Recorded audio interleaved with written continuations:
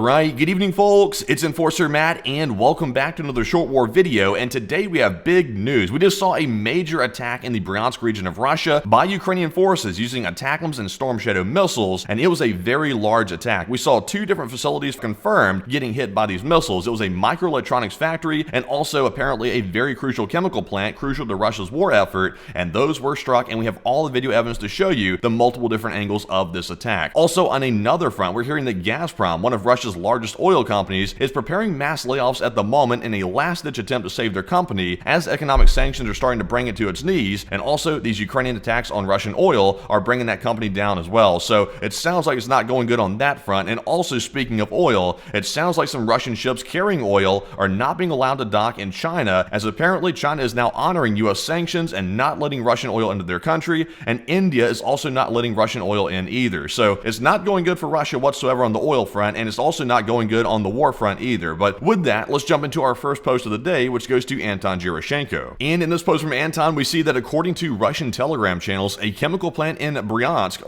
was hit by the attack, the attack we just saw a moment ago, and the plant produces industrial explosives and is involved into disposal of ammunitions, according to its website. And as you can see right here, this is an image of the plant itself on fire, and as you can see, it was a direct hit. Apparently, either Storm Shadows or ATACMS hit this exact target right here, and as you can see, the damage appears to be quite major. It looks like a very large explosion, and it's literally illuminating the entire night sky, as you can see right there. So quite some significant damage, and we've gotten other footage as well showing the missiles coming into the region and also impacting other areas as well. So with that, let's go ahead and jump into our next post here, and we're actually going to learn some more about what that chemical plant was. And as we can see right here in this post from Osent Yuri, this was the Bryansk chemical plant named after the 50th anniversary of the USSR, and it's located in Seltso in the Bryansk Oblast. So taking a look here, you can see exactly how far the strike was. It appears to be about 132 miles in distance, and it appears to be launched from somewhere in northern Ukraine, maybe around the Chernihiv area perhaps. It looks like somewhere around that spot, and it looks like they went all the way up here to Bryansk, and it looks like all those missiles impacted in various different locations, as you can see right here on the map. Also, you can see actually the plant site itself right here. This is where the chemical plant is located, and this is where the missile struck. Just to give you an overhead view of exactly how large this plant is, you can see it right there in the picture. And also to give you a little bit more information about what exactly was hit, we can see in the second post here from Osent Yuri, the primary product produced at the factory is explosives, and you can actually see the storage bunkers and the magazines located in a wooded area west of the factory. And taking a look right here, there are those magazines right over there outside of the facility itself, where apparently they store some things related to manufacturing these explosives. So apparently all of this facility was hit, not just the main part of the plant itself, but the entire facility.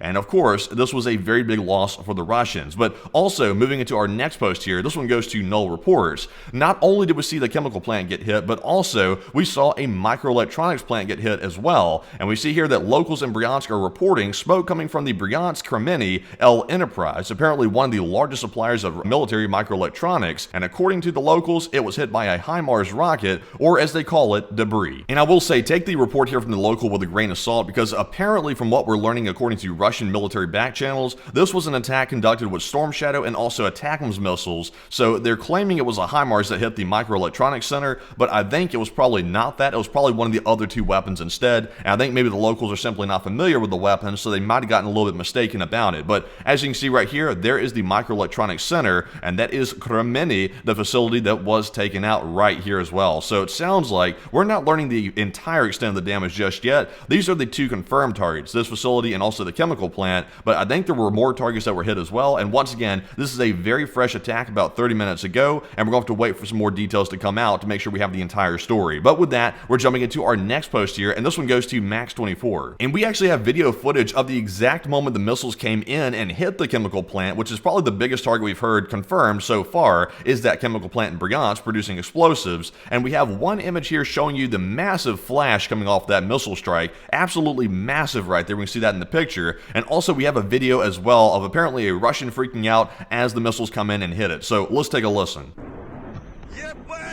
So taking a listen, you can hear the Russian panicking, and he is going crazy. Also, tons of explosions happening. It's like an apocalypse out there right now.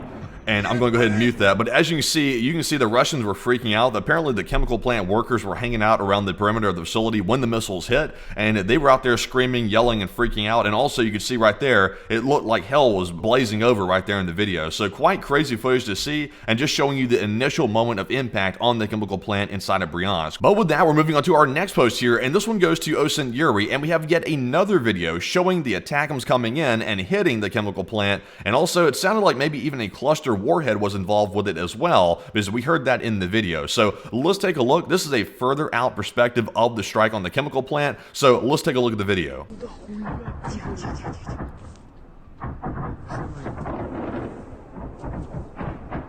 So as you can hear, it's almost like cluster munitions. Damn, look at that. So as you can see right there in the video, it looks like cluster munitions coming in. Apparently it was an ATACMS and maybe cluster munitions being launched.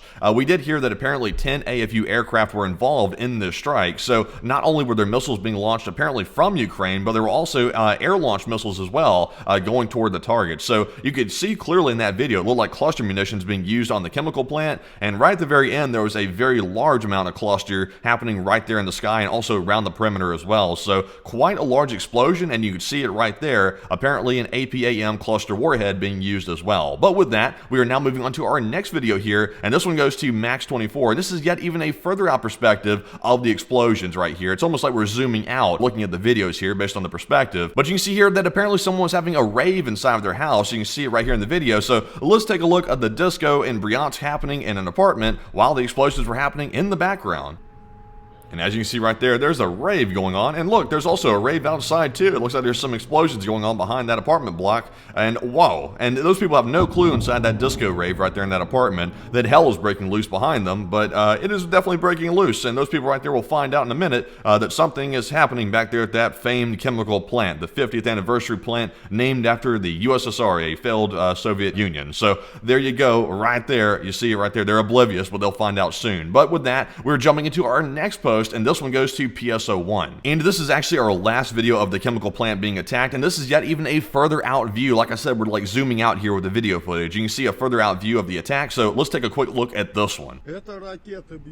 So here is Vadim, and Vadim is looking in the distance right here, and you can see out there, there is the strikes coming in right there on the horizon. That apartment block, which we saw where the disco rave was happening, is actually way over there closer to the explosions, and this guy appears to be miles and miles away, and he's seeing it even from there. And as you can see out in the distance, there's car alarms going off right there, right down there in a parking lot. So the explosion was actually impacting quite far out, and also even this guy's car alarm is going off in this old jalopy right here, and it looks like it's just ringing out across the entire Bryansk region. So Vadim is not happy, and also Vladimir is not happy either, because this whole country is getting attacked, and it looks like the air defense isn't working, and once again, that famous debris is falling down on the targets. But with that, we are moving on to our next post, and this one goes to Osen Yuri. And not only was Bryansk being attacked, but we also got reports of explosions being reported in the area of Kerch, Crimea, and the air alerts were sounding across the region. And once again, you know what's in Kerch, that very famous Kerch bridge going right across the Kerch Strait, and that bridge has been a target of the Ukrainians for quite some time, and the Ukrainians said they were going to hit it in 2024, and we're not sure if it was the target today. We're not sure if it was hit, but we did hear that apparently the bridge was closed, and also the smoke screens were deployed from the Russians, and they went through all the defensive measures to ensure that the bridge was not going to get hit. But we're not really sure right now exactly what the damage was, but apparently right there in Kerch, which is right next to the bridge, there were explosions being reported by the locals and the military officials as well. So it looks like it could be happening, but we're really not sure just yet. We're waiting for some more confirmation about that, because once again, this attack was very, very early. But with that, we're jumping into our next post here, and this one goes to Osen Yuri yet again. And just to reiterate what weapons were used in this attack and all these attacks that we saw today, Russian sources are reporting that both land-based ballistic missiles, the ATACMS and the Neptune missiles, as well as air-launched Storm Shadow and Scalp EG missiles were used in a coordinated strike on the Bryansk region and also Sevastopol and also in Ukraine as well. So we're seeing right here that this is what the Russians are claiming was launched, and we'll wait for for more confirmation on this as well, but pretty much it's guaranteed at this point. It sounds like ATACMS and also Storm Shadow were definitely used in this attack, and also maybe even the Ukrainian-made Neptune missile was used as well. So quite a wide-ranging attack and a very large one, and it looks like Ukraine's ramping up those attacks on mainland Russia yet again,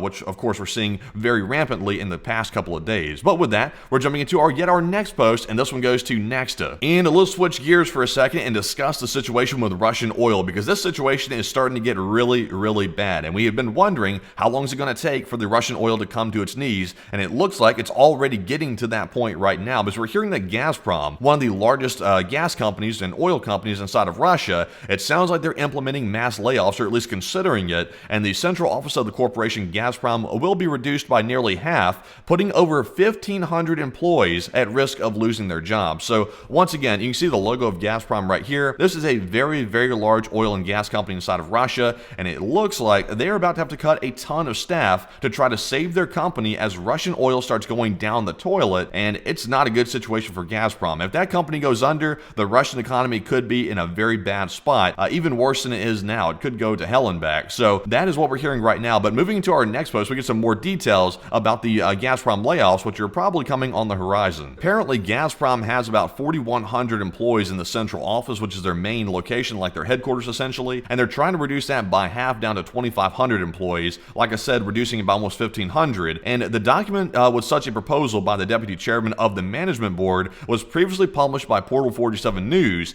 and Gasprom stated the letter is relevant, but they did not comment on the situation, which basically means this is a true report and Gasprom is about to actually lay off that many people, which is a bombshell piece of news in itself, indicating that the Ukrainian attacks on Russian oil are working, and also the U.S. sanctions are starting to set in as well, and it looks like Russia is about to have a reckoning with that. But also, jumping into our next post here, this one goes to Nexta, and we have yet even worse news for Russia when it comes to their oil exports, because we just got word today that India, following China, will not accept oil tankers sanctioned by the U.S. over Russia, reports Bloomberg News. So this is another massive blow as well, because remember now, not only are the sanctions setting in, but now it looks like China and India are not going to accept the oil tankers coming from Russia. We just saw several oil tankers coming out of Russia to export their oil just sunk in the Black Sea the other day, and it looks like another oil tanker is adrift near Germany. So I can't emphasize enough how bad the situation is for the Russian oil industry, and a large part of Russia's economy is based on oil and also natural gas exports and things like that. So with that industry being at risk of a total collapse, that means the Russian economy is at risk of total collapse, and this situation is getting on basically a very razor edge of actually going right off the cliff of no return for the Russian economy. So with that, let's discuss the practical implications of what this is going to mean for the Russian oil tankers currently floating around in the sea to try to export their oil. And it sounds like, according to OSINT Technical, that now that the U.S. sanctions are being honored by China and India, that is leaving 3 major Russian oil tankers carrying about 2 million barrels of Russian oil stranded off the coast of China, according to Bloomberg once again. And the most recent U.S. sanctions package announced last week appears to have strangled Russia's seaborne oil exports. So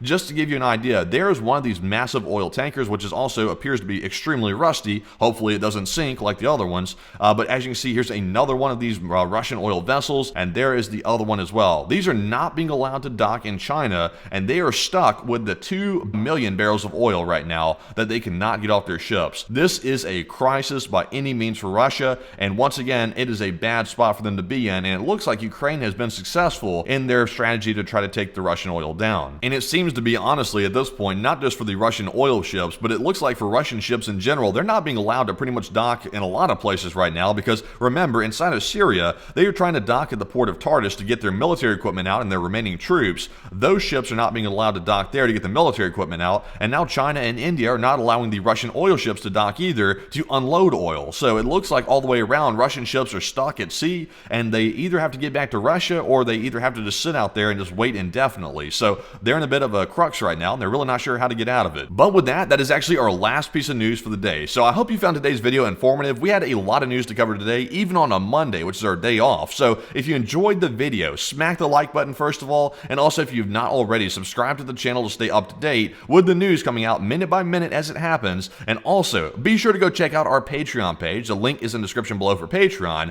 where you can go over there and sign up for a monthly membership and help keep the channel running that way. And also, we are starting a concerted effort to post on our Patreon once again to put more posts of behind the scenes news out there from the channel. So be sure to go over there and check check out the Patreon, and a huge shout out to all of our Patreon supporters that are currently supporting the channel that way as well. That is a very big help and helps to keep the channel running. And with that, like I said, that is going to be all for this video, but be sure to tune in tomorrow night at 10 p.m. Eastern for our next nightly War News stream, where we'll recap all the events that I've discussed in this video and pretty much everything else that's happened in the meantime as well. But with that, folks, thank you all for watching. I'll see you in the next one, and with that, bye-bye for now.